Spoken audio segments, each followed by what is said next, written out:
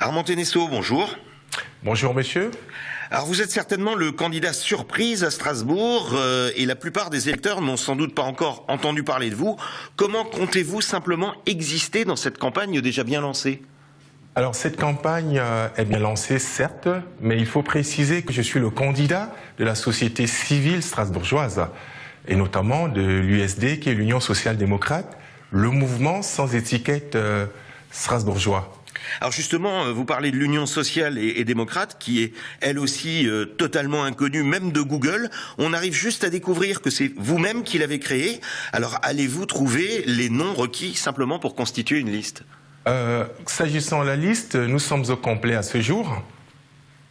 Bien évidemment, en tant que mouvement citoyen, mais nous restons très ouverts, mais nous sommes au complet. Précisons tout de même que ce mouvement est un mouvement éminemment strasbourgeois et que l'Union sociale-démocrate existe depuis 2007.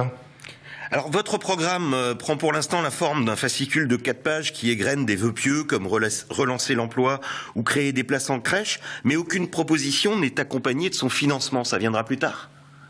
Quand vous parlez des vœux pieux, je dirais tout simplement non.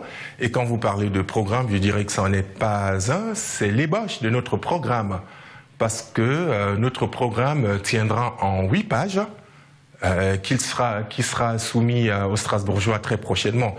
S'agissant donc de la création indirecte et directe de l'emploi, ce ne sont pas les vœux pieux, parce que dans notre programme, les stratégies, les mécanismes de la création d'emplois seront exposés.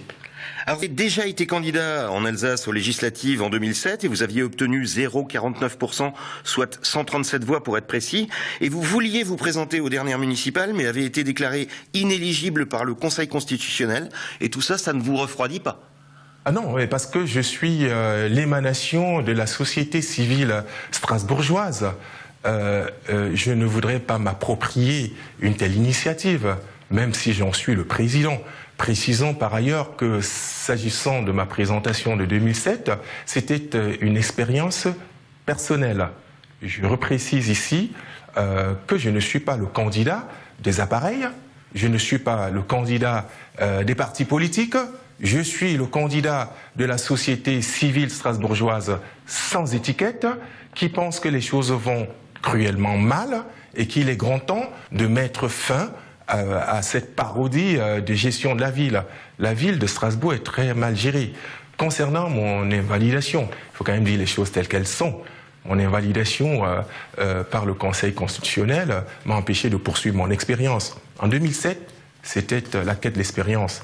En 2014, la magie est dans les urnes et ce sont les Strasbourgeois qui décideront au regard des divers programmes.